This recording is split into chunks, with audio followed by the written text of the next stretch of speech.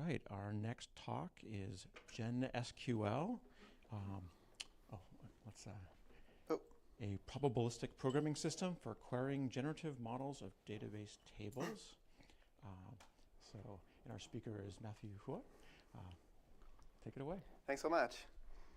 Hi everyone, I'm Mathieu. I'm a research scientist at MIT. Today I'll be presenting our new system, GenSQL.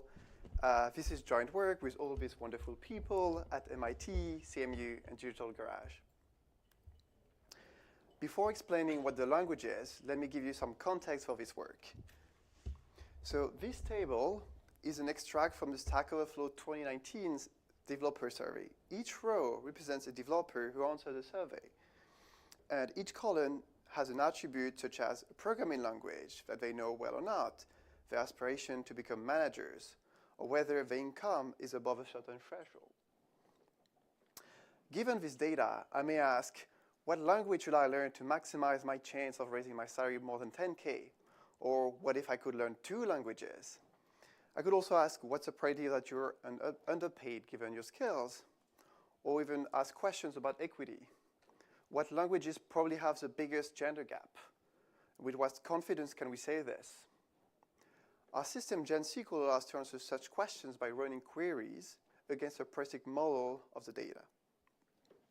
The high-level vision for the work that it builds towards is, what if every database came with an AI domain expert?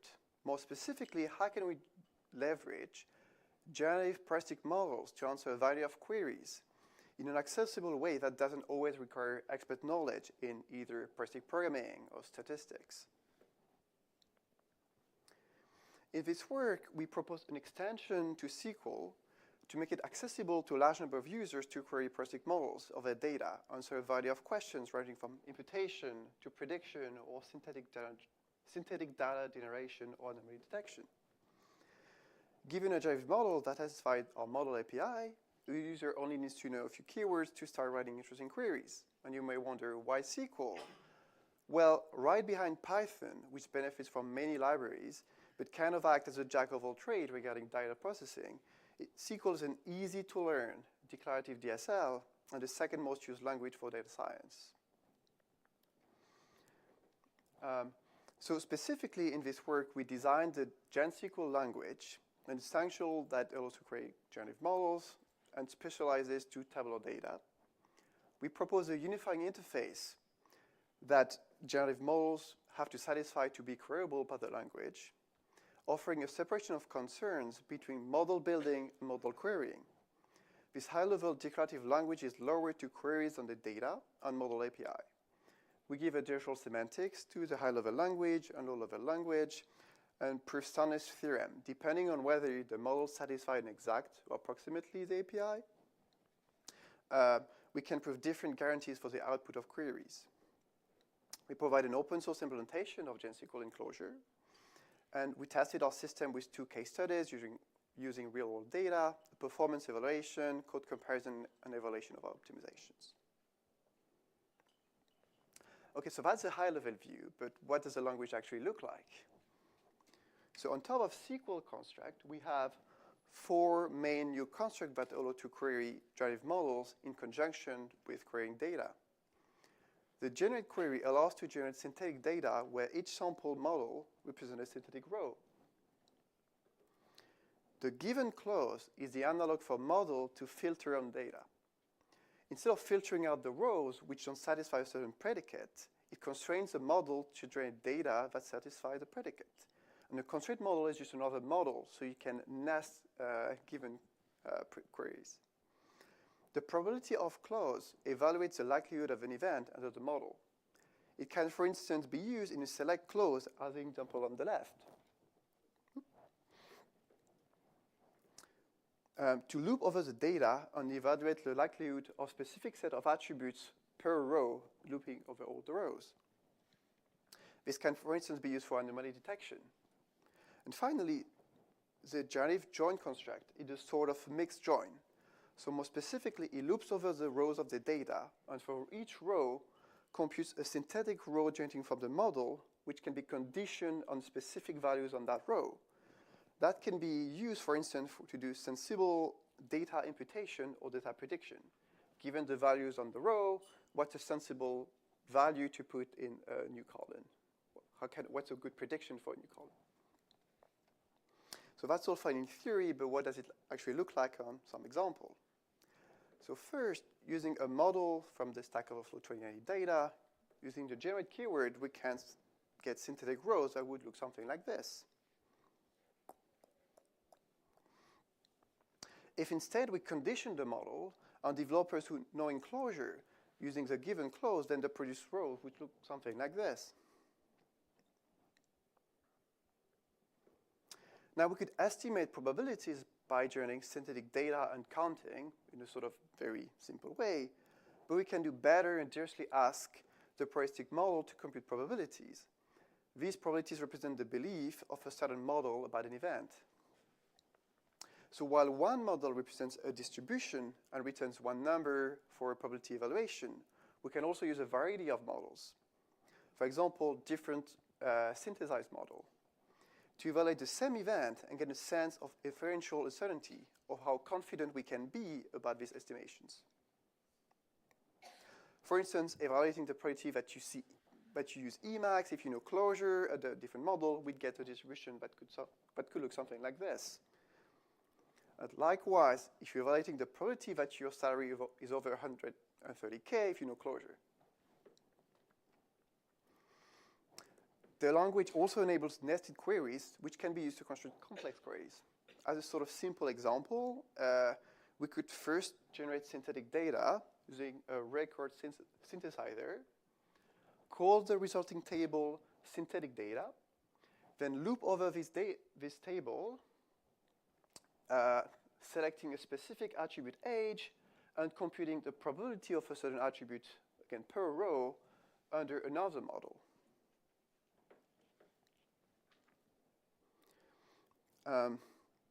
This is a high-level schematic of the query processor, which takes some GenSQL query, eventually producing results. It starts with query in what we call the permissive syntax, which shows some conveniences and syntactic sugar, such as the example on the top. Then some inference is automatically performed when going from a permissive to a strict syntax, which helps with conciseness, accessibility, and reducing errors. So this is, for example, the difference, where we infer that in the given statement, we're looping over the developer salary information per row. Now the query is then turned into a query plan, optimized, and then finally obtaining results.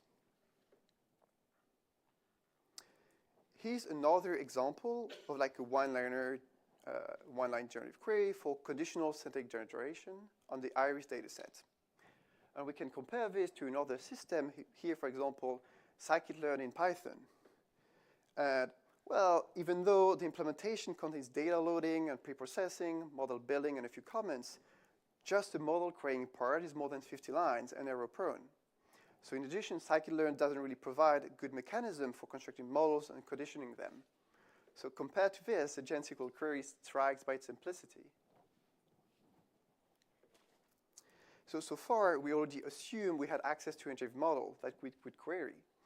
But it turns out that plenty of models from the literature can be used by our system or combined together and then used.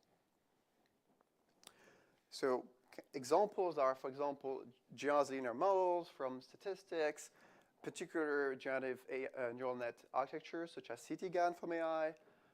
We can leverage probabilistic database, work from the probabilistic database literature, or design custom distribution manually using a probabilistic programming language. But maybe for us, more importantly, another source of probabilistic program is obtained using structural learning. In fact, GenSQL uses one of these algorithms as a default backend, which is used in the majority of our experiments. So by Bayesian structural learning, I mean a form of probabilistic program synthesis. Given real data, we obtain probabilistic programs that can serve as generative model of the data. So here we use a variant of Crosscat from Mansinghka and colleagues, which builds a partition of the column, then partition the column, in each partition, partition the row, and then infers cluster-specific parameters for each partition. But instead, we can visualize it in something in the following way. So on the right, we're showing data streaming in one row at a time. On the left, we're showing a schematic of the uncertainty in the structural learning algorithm. over the structure of probabilistic program at multiple levels of detail. As more data is added, the algorithm builds a richer picture of the world. Final details in the structure begin to resolve. The produced probabilistic models are compatible with SPPL from Saad colleagues, which is a probabilistic program supporting exact inference. So these produced baseline models actually capture the interaction in the data. For instance, when looking at synthetic data, if we look at tuples of columns, the frequencies of the tuples of attributes are respected, comparing observed to generating ones. In addition, as shown in an earlier version of the system, we can override the default model with custom code representing expert knowledge to improve prediction. In this particular example, we have a data set containing various information about satellites, and we can predict what the period should be as a function of apogee and perigee using Kepler's laws from physics, which can write as a little probabilistic program in, for example, Gen, that overrides part of the default model. So we've just seen a diverse way to obtain generative models to be queried by GenSQL, and I now show how to use GenSQL on real-world data. So first, some context for these two case studies. So we look at two scenarios, a wet lab experiment in synthetic biology, where the kind of questions scientists have could be, what is the probability that modifying gene X won't influence any other genes? So in this case, real data acquisition can be quite costly, and researchers are interested in understanding and analyzing the data. So having accurate synthetic data can be tremendously helpful in these cases. Secondly, in medicine, researchers are interested in anomaly detection in clinical trials. For instance, they would like to detect performance issues or data entry errors or variation of criteria, and I kind of give like informal kind of examples you could be looking for. And in this case, it can also be helpful to have access to a probabilistic model one can query and be able to design custom logic for what a probable anomaly is. So for the first case, on the left, we have two GenSQL queries, one selecting real data, which is sort of the black dots on the right, and the second one showing generating synthetic data in orange on the plots. This particular data set from an experiment testing genetic circuits from Nielsen and colleagues, and the plots are from the overall population. We can also show plots when we add substances such as IPTG or Robinos, whatever that is. In all these cases, we're able to produce accurate synthetic data. And we can compare the synthetic data obtained from different backends. So on top, we use a baseline using SPPL, obtained from structural learning. The second and third one are GLM and SIG-GAN, which are classically used in this field for the ease of use. So as we can see, the one using a probabilistic programming language produces much better synthetic data.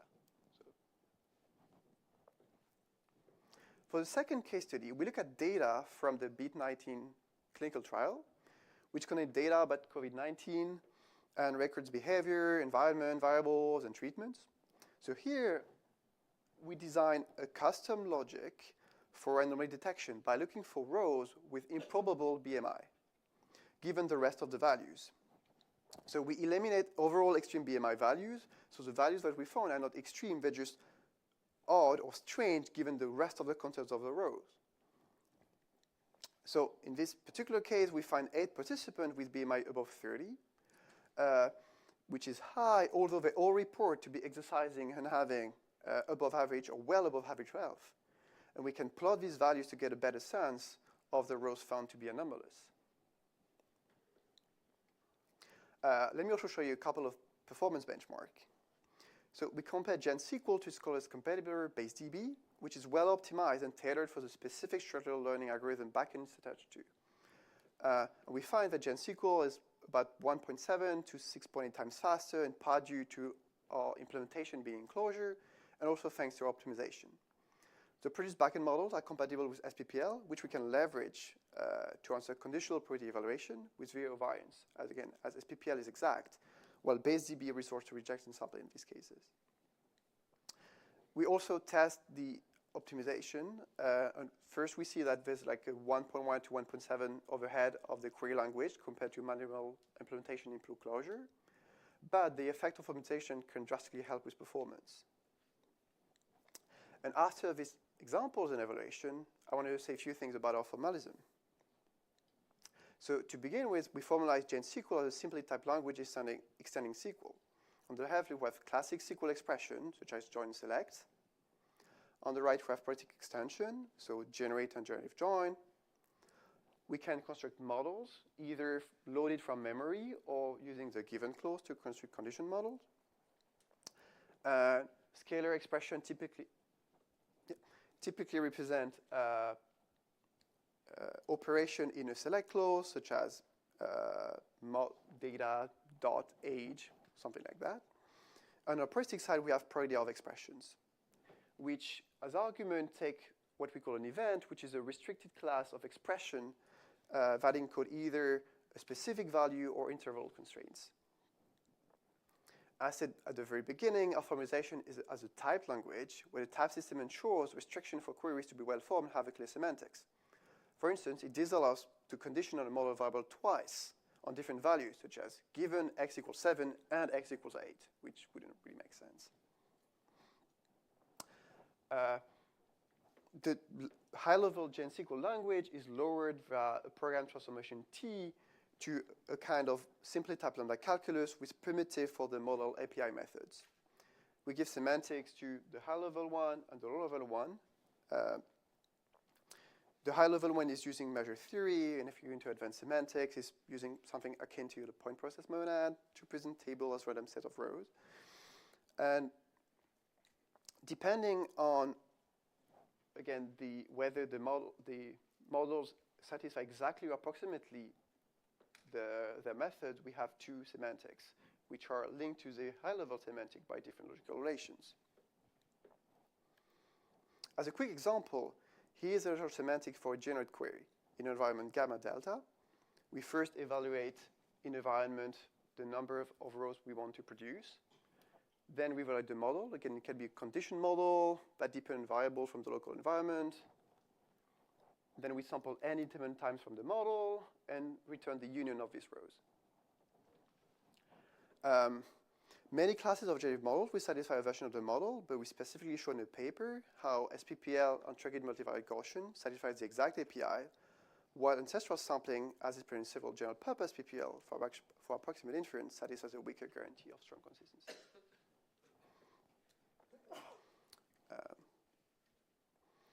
And I'll say just a few words about optimization. This mixed workload of query processing and predictive programming comes with interesting questions regarding the design of optimization. Cross-optimization become available, such as the following, which benefit from the fact that a typical query involves many calls for predictive program. So we can cache results and simplify queries sometimes. But there's also queries which are reusable from the database literature and which are not valid anymore when we add randomness to the picture. Quick example, if we want a certain query that looks at data, that looks a model where in each cluster the variables are independent, we can leverage this structure to simplify the query. While a traditional join optimization like here would not be valid because it introduces undesired correlation in the result of the query. So this concludes a brief highlight of some of the formulas we developed in the paper. Finally, here's some items that we present in our paper. And current work at MIT has been field testing this approach with companies such as Takeda Pharmaceutical, Liberty Mutual Insurance, and City Consumer Data with Digital Garage, and incubating a startup based on this new kind of AI expert system. It's also exploring scaling structural learning, for instance, leveraging GPU computation and exploring LLM generation for GenSQL from English. Leveraging the large body of SQL already in the training dataset for modern co-tuned LLMs. Here we're seeing a system answering questions in English about salary inequity in the US software industry, identifying individual developers who are probably underpaid and aggregating by gender identity to get a microscopic picture. Over time, we hope that GenSQL makes this kind of predictive reasoning widespread anywhere there's like data available for a SQL database. And finally, we see some avenue for future direction where the model API allows a separation of concern between model design and model querying, analogous to Code's design, advocating for the separation of query from physical representation in memory.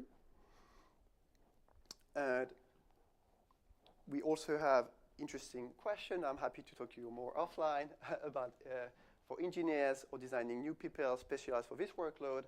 And there's interesting math also in the paper that I invite you to look at or talk to me if you're interested. All right, thank you very much. Unfortunately, we do not have time for questions on this one, but we'll go right into the next talk.